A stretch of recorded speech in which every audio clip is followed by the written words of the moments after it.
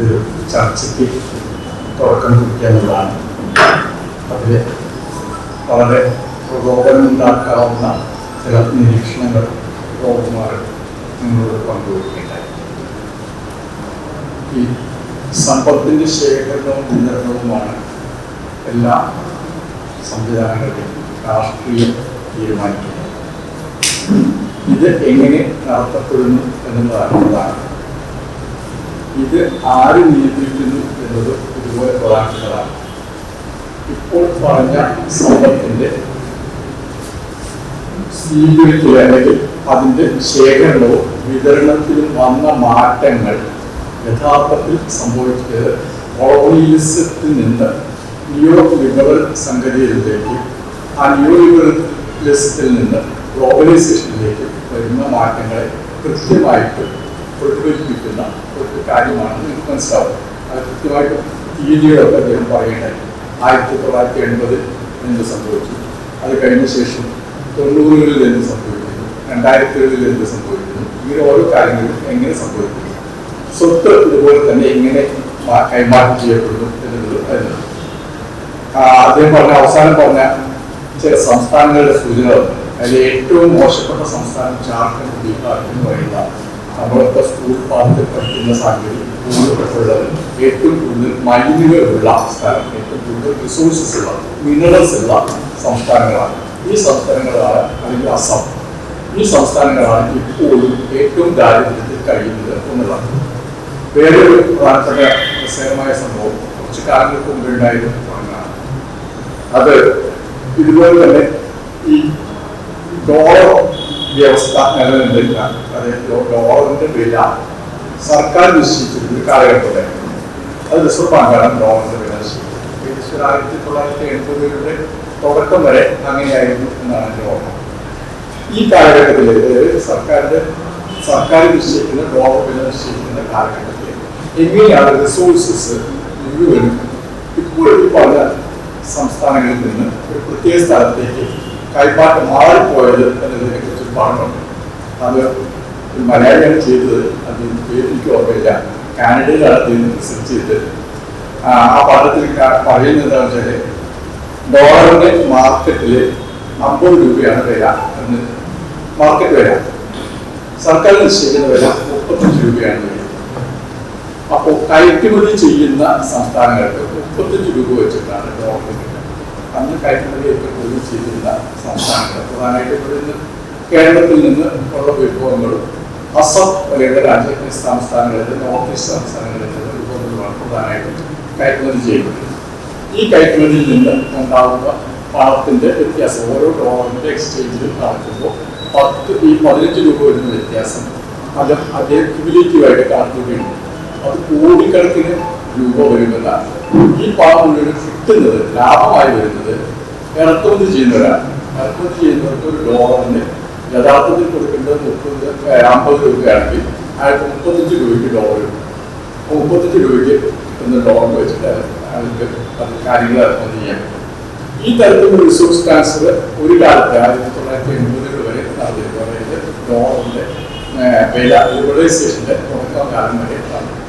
പിൽക്കാലത്ത് നടക്കുന്നത് വേറൊരു തരത്തിലുള്ള റിസോഴ്സ് ട്രാൻസ്ഫറാണ്. അതായത് അവിടെയും ഈ പ്രത്യേക സംവിധാനത്തിലുള്ള ആളുകൾക്ക് ഈ പറയുന്ന സംവിധാനങ്ങളിൽ നിന്ന്, അതായത് ഈ എക്സ്പോർട്ട് കൂടുതൽ നടത്തുന്ന ആളുകളിൽ നിന്ന് ഇമ്പോർട്ട് കൂടുതൽ നടത്തുന്ന ആളുകൾക്ക് പിന്നീട് പണം കൊടുക്കുന്ന ഒരു സംവിധാനം.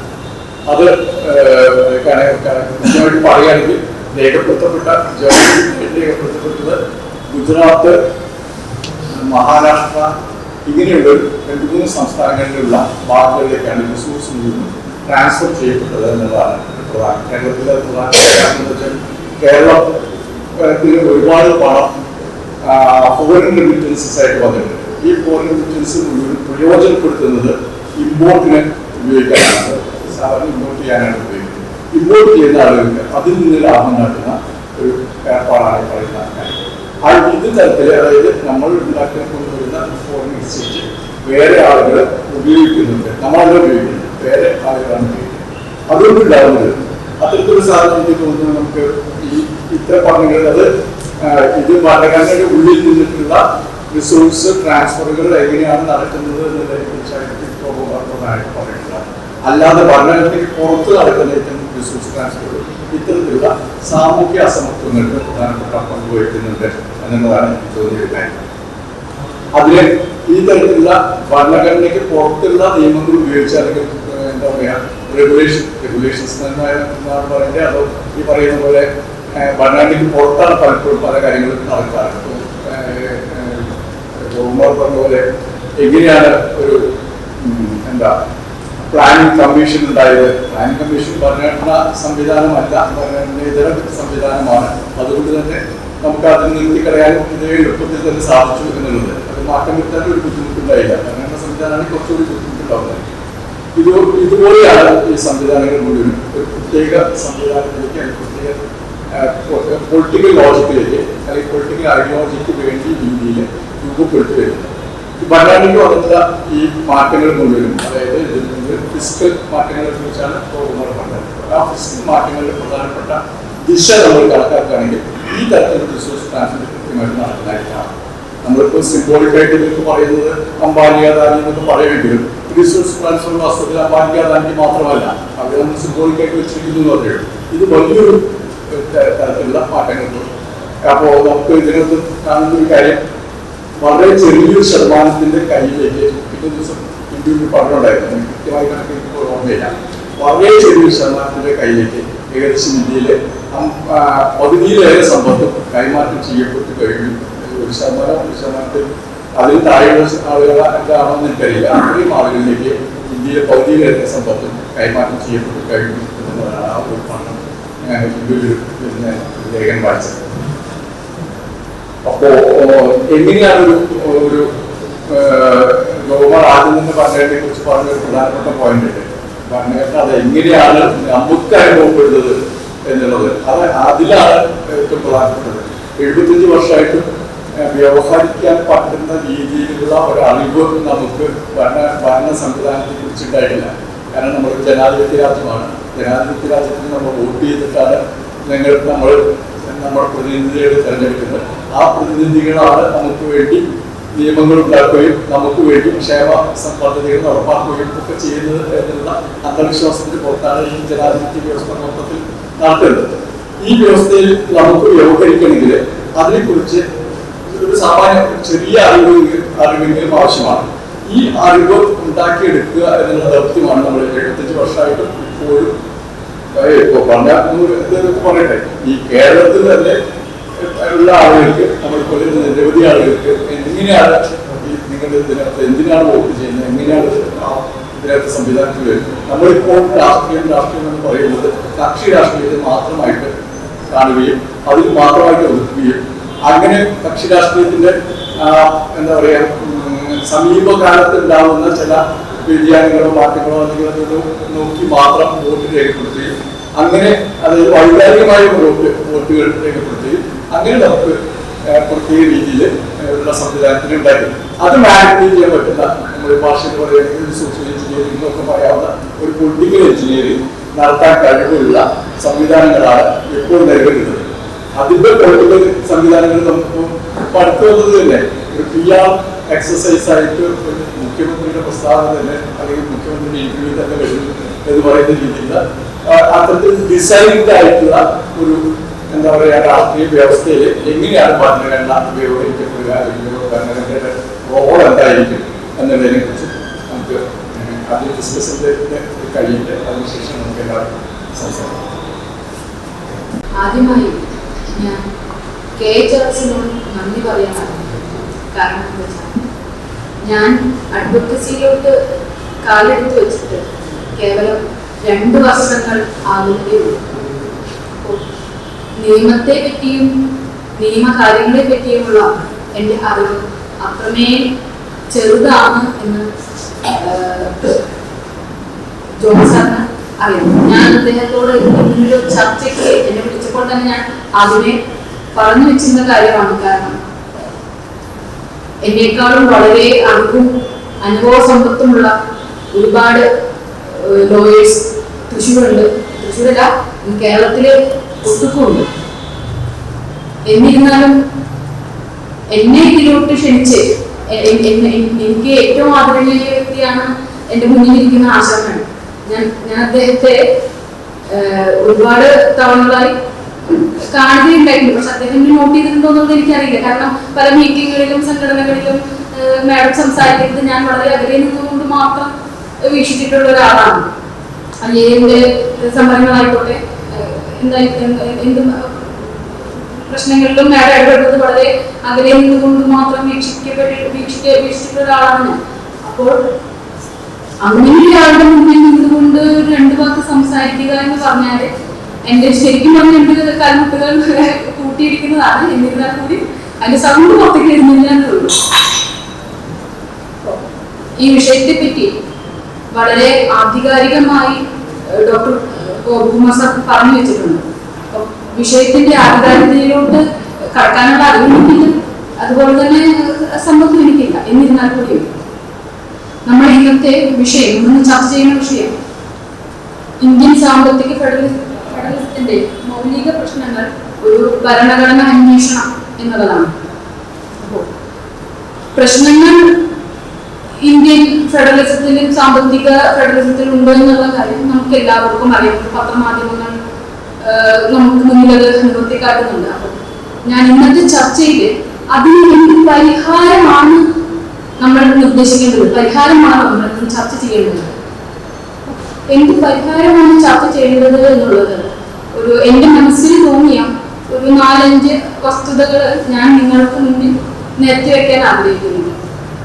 അതിന് മുന്നോടിയായി സാർ പറഞ്ഞുപോയ വിഷയങ്ങൾ തന്നെ ഒരു ആവർത്തി, ഒരു കണ്ടിന്യൂവേഷന് വേണ്ടി മാത്രം ഞാൻ ഒന്ന് പറഞ്ഞു വെക്കും.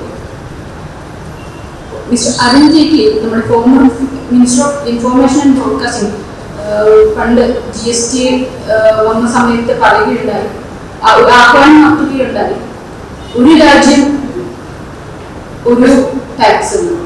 75 വർഷമായി ഭരണഘടന നമ്മളുടെ മുന്നിൽ, 75ാമത്തെ വർഷം ഭരണഘടന നമ്മുടെ മുന്നിൽ ഉണ്ട്.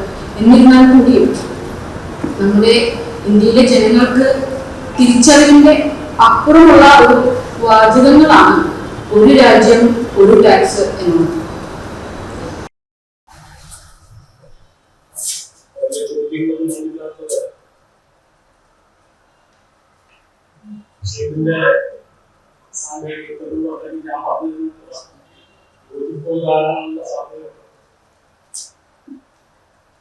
നമ്മുടെ ഡിസ്കഷൻ പറഞ്ഞ കാര്യങ്ങളോട്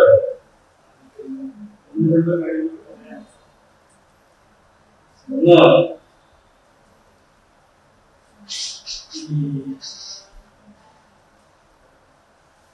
GST സംബന്ധിച്ച്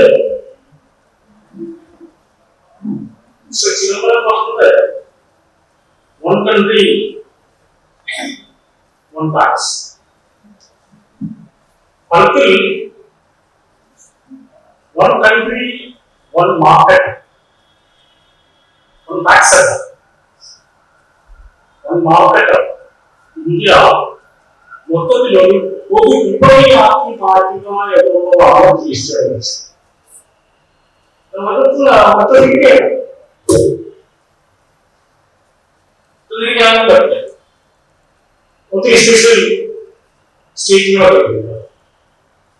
എന്റെ ആവശ്യം ചോദിച്ചാൽ വിവരത്തിന്റെ വളർച്ച ഘട്ടത്തിൽ വിപണി ഏകീകരിക്കപ്പെടുക എന്നുള്ളത് ഒഴിവാക്കാനാവാത്ത ഒരു കാര്യം. അതുകൊണ്ട് തന്നെയാണ് 1991 ഫൈനാൻഷ്യൽ ക്രൈസിസിന് ശേഷം ഒന്നാം സർക്കാരുകളോട് WTOയുടെയും ഗാർട്ടിന്റെയും വളരെ വ്യക്തമായിട്ട് പറഞ്ഞത് we will help you provided you modify your fiscal statutes and labor code. Fiscal statutes മുക്തമാക്കില്ല. അന്നത്തെ ഇൻകം ടാക്സ് ആക്ട് പരിപൂർണമായി ഡയറക്റ്റ് ടാക്സ് കോഡ്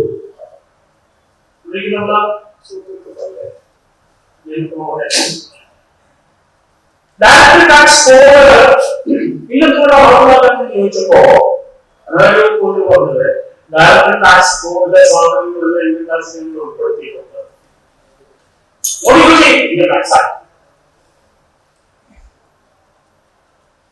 ഇൻഡയറക്ട് ടാക്സസിൽ പൂർണ്ണമായ മാറ്റം.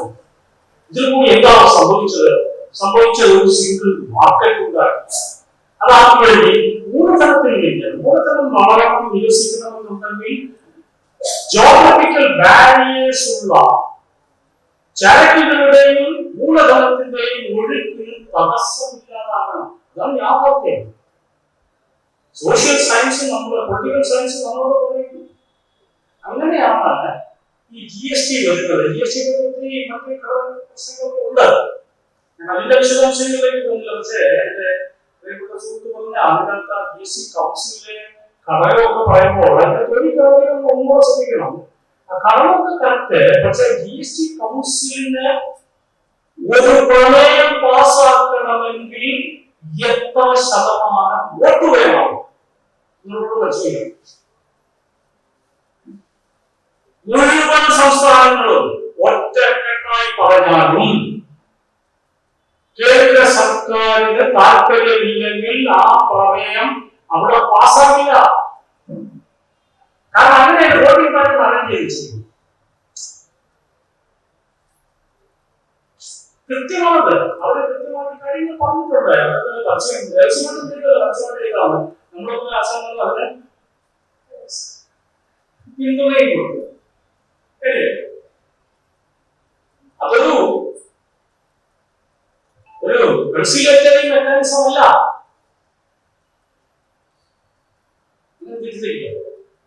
കേന്ദ്ര ഗവൺമെന്റ് എന്ത് നിശ്ചയിക്കുമോ അത് മാത്രമേ GST കൗൺസിൽ പാസ്സാക്കൂ. കാരണം അതിന്റെ വോട്ടിംഗ് പാറ്റേൺ മുന്നിട്ടുണ്ട്.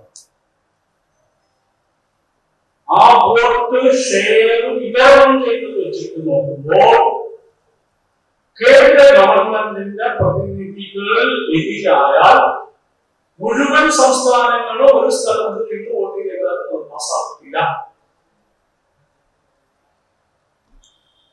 അവസ്ഥ അതാണ് അതിനകത്ത് ഏറ്റവും പ്രധാനപ്പെട്ട ഇന്ത്യൻ ഫിസിക്കൽ പഠനത്തിന് ഏറ്റവും വലിയ ഭീഷണിയാണ് GST കൗൺസിൽ എന്ന് ഞങ്ങളെ പോലുള്ള ആത്മഹത്യ വാദിക്കുന്നുണ്ട്. അതിനകത്ത് മാറ്റം വരണം. സംസ്ഥാനങ്ങളുടെ മുൻകൈ കാര്യങ്ങളല്ല, അതിനെ പരിഗണിക്കെങ്കിലും വേണ്ടേ, അത് പാസ്സാക്കണ്ട. ഇതിനൊരു പ്രൊവിഷൻ വേണ്ടേ? എല്ലാ സംസ്ഥാനങ്ങളും അല്ലെങ്കിൽ ഇത്ര കൂടുതൽ പിന്തുണയുള്ളൊരു റെസല്യൂഷൻ വന്നാൽ അത് വേറെ ഏജൻസിക്ക് വിടെ ഒറ്റയ്ക്ക് നിഷേധിക്കരുത് എന്നത് എന്നൊക്കെ പറയുന്നു. അതുകൊണ്ട് ഇത് രണ്ടാമത്തെ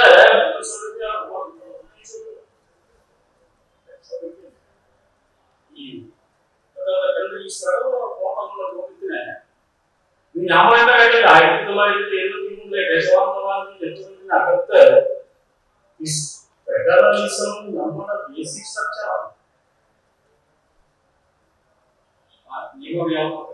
കാരണം 1973 പ്രബലമായ കേസുണ്ട്.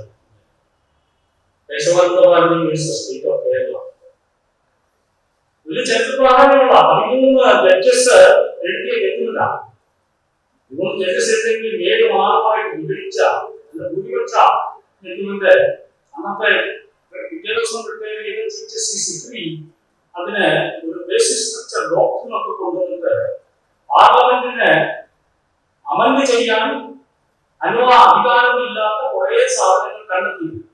അതിലൊന്ന് ഫെഡറലിസമാണ്. പാർലമെന്റ് തന്നെ പറഞ്ഞു ഇന്ത്യൻ ഭരണഘടനയിൽ ഫെഡറലിസത്തിന് വിരുദ്ധമായ ഒരു അമെന്റ്മെന്റും ചെയ്യാൻ പാർലമെന്റിന് അധികാരമില്ല എന്നാണ്. കുറെ കാര്യങ്ങളുണ്ട്. സെക്യുലറിസം, കോൺസ്റ്റിറ്റ്യൂഷൻസും അങ്ങനെ കുറെ സാധനങ്ങൾ പറഞ്ഞിട്ടുണ്ട്. അപ്പൊ യഥാർത്ഥത്തില് നോക്കണം. പിന്നെ ഈ പരിഹാരമുണ്ട്. പരിഹാരമില്ലാത്ത പ്രശ്നമില്ല. ഇന്ത്യയിലെ പരിഹാരമുണ്ട്. ഒറ്റയ്ക്ക് ഞാൻ സംസാരിക്കുന്നത് പരിഹാരം പറയുന്നതിനുള്ള കാര്യമില്ല. 32 രൂപ കിട്ടുന്ന ഒരാള് 68 രൂപ ചെലവ് ചെയ്യണമെന്ന് പറഞ്ഞാൽ നമ്മുടെ നാടൻ ഭാഷ പറഞ്ഞാൽ അവൻ കുത്തുപോലെ എടുക്കേണ്ട അധികം സമയം വേണം. അതാണ് സംസ്ഥാനങ്ങളുടെ അവസ്ഥ. അതിന്റെ വരുമാനം 32 രൂപയാണ്. പക്ഷേ 68 രൂപ ചെലവഴിക്കും. കേന്ദ്ര 68 രൂപ ചെലവഴിച്ചത് 32 രൂപ നിങ്ങൾക്ക് ഇതെന്താ ഇത് ഞാൻ എനിക്ക് സംസാരിച്ചുകൊണ്ടിരുന്നപ്പോൾ ഓർമ്മ വന്നത് ശ്രീമദ് സന്താനം അങ്ങനെ നിർമ്മാണ സഭയിൽ ഈ കാര്യങ്ങൾ ചർച്ച ചെയ്യുമ്പോൾ അദ്ദേഹം പറഞ്ഞ ഒരു വിഷയം വാചകമുണ്ട്, പിന്നെ വല്ലാതെ അലട്ടിയിട്ടുണ്ട്. These are the provisions. The states will be beggars in front of the union. സന്താനം 1949 പറഞ്ഞു ഉച്ചചെറിയുമായിട്ട് സംസ്ഥാനങ്ങൾ കേന്ദ്രത്തിന് വേണ്ടി പോകേണ്ടി വരും. അത് കുറച്ചുപേരെ പറഞ്ഞു. പക്ഷെ 12ാം സമിതിയെ പറ്റിയൊക്കെയുള്ള ചർച്ചകളിലേക്ക് ഞാൻ പോകുന്നില്ല. പക്ഷെ ഒന്നുണ്ട്, ഒരു പോയിന്റ് വളരെ ആഗ്രഹമുണ്ട്. സംസ്ഥാനങ്ങൾക്ക് ഫൈനാൻഷ്യൽ ഓട്ടോണമി കൊടുക്കണം. പക്ഷെ ഓട്ടോണമി എങ്ങനെ കൊടുക്കും? ഓട്ടോണമി കൊടുക്കണമെന്നുണ്ടെങ്കിൽ അവർ ചെലവ് ചെയ്യുന്നതിന്റെ യഥാർത്ഥത്തെ ഒരു 60 രൂപ 68 രൂപ ചെലവുണ്ടെങ്കിൽ ഒരു 50-60 വരുമാനം വേണം. ബാക്കി നമുക്ക് കൊടുക്കുക. ഈ ഫൈനാൻഷ്യൽ ഓട്ടോണമി കൊണ്ടുവരണമെങ്കിൽ എന്ത് ചെയ്യണമെന്നുള്ളതിൽ പോയിന്റാണ്. ഞങ്ങളൊക്കെ എപ്പോഴും എടുത്തു പറയുന്ന നിങ്ങൾ എപ്പോഴും ഇതാ ഫൈനാൻസ് കമ്മീഷന്റെ എല്ലാം വേണ്ടത് കൂടുതൽ നികുതി അംഗീകാരങ്ങൾ കിട്ടണം. നികുതി അംഗീകാരങ്ങൾ സംസ്ഥാനങ്ങൾക്ക് കൂടുതൽ കൊടുക്കണം. ഞാനൊരു ചർച്ചാ ക്ലാസ്സിൽ ഒരിക്കൽ ഞാനൊരു ചോദിച്ച് നിങ്ങളുടെ കേന്ദ്ര ബീച്ച് വലുതാക്കിയിട്ട് ഫൈനാൻസ് കമ്മീഷനെ കൊടുക്കലെന്ന അടുത്ത 25 വർഷത്തേക്ക് സംസ്ഥാനങ്ങളിലെല്ലാം പിരിച്ചിട്ട് ഫൈനാൻസ് കമ്മീഷൻ വെച്ചിട്ട് കേന്ദ്രത്തിന് ചെലവ് പൈസ ആലോചിച്ചിട്ട് എന്താണ് സംസ്ഥാനങ്ങളിരിക്കട്ടെ എല്ലാ ടാക്സും എക്സൈസും എന്നിട്ട് ഫൈനാൻസ് കമ്മീഷൻ അതിന്റെ അക്കൗണ്ട് ചെയ്തിട്ട് അവരുടെ ചെലവിൽ ബാക്കി പൈസ കേന്ദ്രത്തിന് കൊടുക്കും. ഒരു ഓപ്പറേറ്റിംഗ് തിങ്കിങ്. അല്ലെങ്കിൽ ഇപ്പോൾ പിന്നെ അമേരിക്കയിലും കാനഡയിലും ഒക്കെ ഉള്ളതുപോലെ ഇഷ്ടമുള്ള നികുതി ഇഷ്ടമുള്ളവർക്കെല്ലാം പിരിക്കട്ടെ. നമുക്ക് ഇൻകം ടാക്സ് പിരിക്കാനുള്ള അധികാരം. ശരി, ഞാൻ വളരെ ന്യായമായ കാര്യം പറയും. 30% സ്ലാബാണ് മാക്സിമം. സംസ്ഥാനത്തിന് 20% അല്ല, കേന്ദ്രത്തിന് 20% വെച്ചിട്ട് ബാക്കി 10% സംസ്ഥാനങ്ങൾ പിരിക്കാൻ അനുവദിക്കും. ഇങ്ങനെയൊക്കെയുള്ള ഒത്തിരി ആശയങ്ങൾ വരണം. വർദ്ധനയോടെ ഞാൻ 100% ഓട്ടോണമിയാണ്. പക്ഷെ അതൊരു ഒരു ചർച്ചയിൽ തീരുന്ന വിഷയമാണ്. അത് മൊത്തത്തിലുള്ള രാഷ്ട്രീയ ഭൂമികയെ മൊത്തം ഇളക്കി മറിക്കേണ്ട ചിന്ത, ഇന്ത്യയെ മാറ്റുന്ന, ഇന്ത്യൻ പൊളിറ്റി, ഇന്ത്യൻ സംസ്കൃതിയെ ഒക്കെ മാറ്റുന്ന ചിന്തയായിരിക്കണം.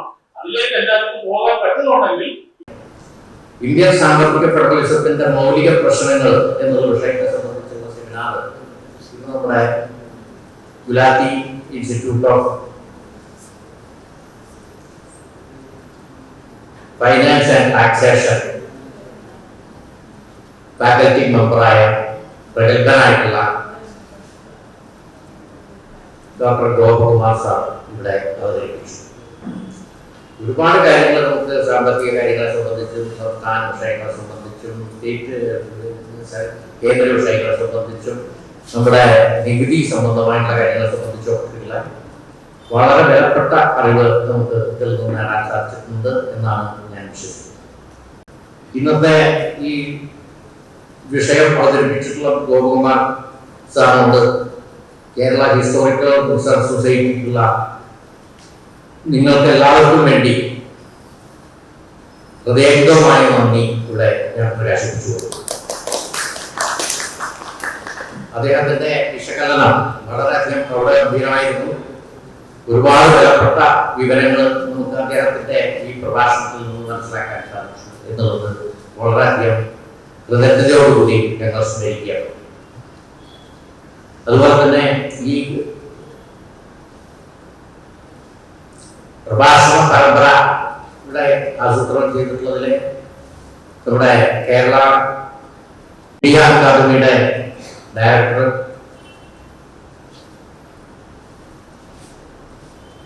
ഡോക്ടർ ശ്രീ രാജഗോപാൽ സർ ഈ കാര്യത്തിന് വേണ്ടിയിട്ട് വിലപ്പെട്ട ഒരു സംഭാവനയാണ് നടത്തിക്കൊണ്ടിരിക്കുന്നത്.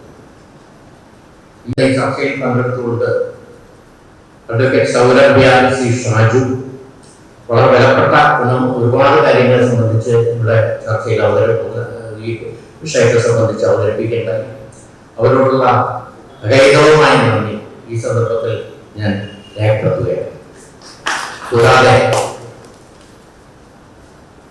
ഈ പരിപാടികളെല്ലാം വളരെ വിജയപ്രദമായ രീതിയിൽ ആസൂത്രണം ചെയ്യുന്നത് ഞങ്ങളുടെ പ്രിയങ്കരനായ സെക്രട്ടറി ശ്രീ ജോസഫ് ജോൺ ഇത്ര അവരുകളാണ്. അതോടൊപ്പം അദ്ദേഹവും ഇതിന് രാപ്പകലില്ലാതെ ബുദ്ധിമുട്ടിയിട്ടാണ് ഈ സെമിനാറും കാര്യങ്ങളൊക്കെ നടത്തിക്കൊണ്ടിരിക്കുന്നത്. അദ്ദേഹത്തിനോട് ഞങ്ങൾക്ക് അതിയായ നന്ദി പറയാൻ ഞാൻ ഔപചാരികമായിട്ടല്ലെങ്കിൽ ഞാൻ ഈ സന്ദർഭത്തിൽ അത് പ്രകടിപ്പിക്കാതിരിക്കുന്നത് തെറ്റായിരിക്കും എന്ന് എനിക്ക് തോന്നുന്നു. അതുപോലെ തന്നെ വിലപ്പെട്ട മാർഗനിർദ്ദേശങ്ങൾ നൽകി ഈ പരിപാടികളൊക്കെ ഗംഭീരമാക്കുന്നതിന് നിങ്ങളുടെ പ്രിയങ്കരിയായ പ്രസിഡന്റ് പ്രൊഫസർ കാരൻ ജമ്മ അവരുടെ വിലപ്പെട്ട നിർദ്ദേശങ്ങൾ വളരെയധികം പ്രയോജനകരമായിട്ട് വഹിക്കുന്നുണ്ട്. അവരോട് ഈ സന്ദർഭത്തിൽ നിങ്ങൾക്ക് എല്ലാവർക്കും വേണ്ടി അഗൈതവുമായ നന്ദി പ്രകാശിപ്പിച്ചു. ഇവിടെ ഈ പരമ്പര പ്രഭാഷണം കേൾക്കുന്നതിന് വേണ്ടി എത്തിച്ചേർന്നിട്ടുള്ള നിങ്ങളെല്ലാവരോടും നിങ്ങൾ കേരള ഹിസ്റ്റോറിക്കൽ റിസർച്ച് സൊസൈറ്റിക്ക് അതിയായ നന്ദിയുണ്ട്. നിങ്ങൾ വീണ്ടും ഈ പ്രഭാഷണ പരമ്പരകളിലുള്ള പങ്കെടുക്കണം എന്ന് ഈ സന്ദർഭത്തിൽ നിങ്ങളോട് വിനീതമായി അഭ്യർത്ഥിക്കുകയും നിങ്ങളോടുള്ള അഗൈതവുമായ കൃതജ്ഞത ഇവിടെ രേഖപ്പെടുത്തുകയും ചെയ്യുക. സെമിനാറുകൾക്ക് പുറമെ സൊസൈറ്റിയുടെ നേതൃത്വത്തിൽ വർക്ക്ഷോപ്പുകൾ, ശില്പശാലകൾ, എക്സിബിഷനുകൾ, പുസ്തകോത്സവം എന്നിവ നേരിട്ടും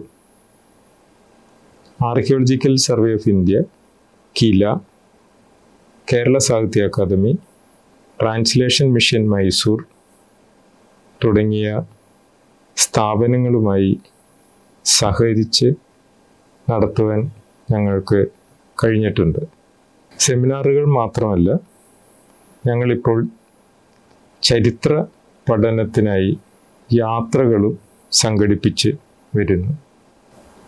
archaeological survey of India, state archaeology തുടങ്ങിയ സ്ഥാപനങ്ങളുടെ നിർദ്ദേശങ്ങളും സഹകരണത്തോടു കൂടിയാണ് ഈ യാത്രകൾ ഞങ്ങൾ സംഘടിപ്പിച്ചു വരുന്നത്. പ്രധാനമായും യുനെസ്കോ ലിസ്റ്റ് ചെയ്തിട്ടുള്ള വേൾഡ് ഹെറിറ്റേജ് സൈറ്റ് തുടങ്ങിയ സൈറ്റുകളിലേക്കാണ് യാത്രകൾ സംഘടിപ്പിക്കുന്നത്. പൊതുജനങ്ങളെ പങ്കെടുപ്പിച്ചുകൊണ്ടുള്ള ഈ യാത്രയിൽ ഇതുവരേക്കും ആയി ഞങ്ങൾക്ക് 16-ലേറെ പഠനയാത്രകൾ നല്ല പങ്കാളിത്തത്തോടുകൂടി നടത്തുവാൻ കഴിഞ്ഞിട്ടുണ്ട്. യാത്രകളിലെ വിനോദം നിലനിർത്തിക്കൊണ്ട് ഇന്ത്യയുടെ സാമൂഹികവും സാംസ്കാരികവുമായ ചരിത്ര പഠനത്തിൻ്റെ ഭാഗമായി ആണ് ഈ യാത്ര ഞങ്ങൾ സംഘടിപ്പിക്കുന്നത്. അതിനായി വിദഗ്ധരായിട്ടുള്ള പണ്ഡിതർ, പ്രത്യേകിച്ച് ആർക്കിയോളജിസ്റ്റുകൾ, ചരിത്രകാരന്മാർ ഞങ്ങളോടൊപ്പം പൊതുജനങ്ങൾക്ക് യാത്രികർക്ക് കാര്യങ്ങൾ വിശദീകരിച്ചു കൊടുക്കുവാൻ ഞങ്ങളുടെ വണ്ടികളിൽ ഉണ്ടായിരിക്കും. ഈ രീതിയിലാണ് ഞങ്ങൾ യാത്ര സംഘടിപ്പിക്കുന്നത്. ഭരണഘടന അനുശാസിക്കുന്ന കേന്ദ്ര സംസ്ഥാന സാമ്പത്തിക ബന്ധങ്ങൾ പതിറ്റാണ്ടുകളായി ഇന്ത്യൻ രാഷ്ട്രീയത്തിലെ ഒരു കീറാമുട്ടിയായി തുടരുകയാണ്. 2 കേന്ദ്ര സർക്കാർ കമ്മീഷനുകളും ഒട്ടനവധി സംസ്ഥാന കമ്മീഷനുകളും കൂടാതെ നിരവധി പഠനങ്ങളും ഗവേഷണങ്ങളും ഈ വിഷയത്തെ ആസ്പദമാക്കി വന്നിട്ടുണ്ടെങ്കിലും അതിപ്പോഴും നമ്മുടെ ഭരണഘടനാ ജനാധിപത്യ സമ്പ്രദായത്തിലെ ഒരു പ്രധാന വെല്ലുവിളിയായി നിൽക്കുകയാണ്. ഏറ്റവും ഒടുവിൽ ഒരു സംസ്ഥാന സർക്കാർ പ്രതിനിധികൾ ഒന്നടങ്കം ആ സംസ്ഥാനത്തിൻ്റെ സാമ്പത്തിക അവകാശങ്ങൾക്കായി കേന്ദ്ര സർക്കാർ ആസ്ഥാനത്ത് പ്രത്യക്ഷ സമരം ചെയ്യേണ്ട സ്ഥിതി വരെ സംജാതമായി. ഈയൊരു അവസ്ഥയെ കൂടി മുൻനിർത്തിക്കൊണ്ടാണ് കേരള ഹിസ്റ്റോറിക്കൽ റിസർച്ച് സൊസൈറ്റി സാമ്പത്തിക ഫെഡറലിസത്തെക്കുറിച്ചുള്ള സെമിനാർ ഇവിടെ നടത്തുന്നത്. സുഹൃത്തുക്കളെ, ഭരണഘടനാ സാക്ഷരത എന്ന ദേശീയ സെമിനാർ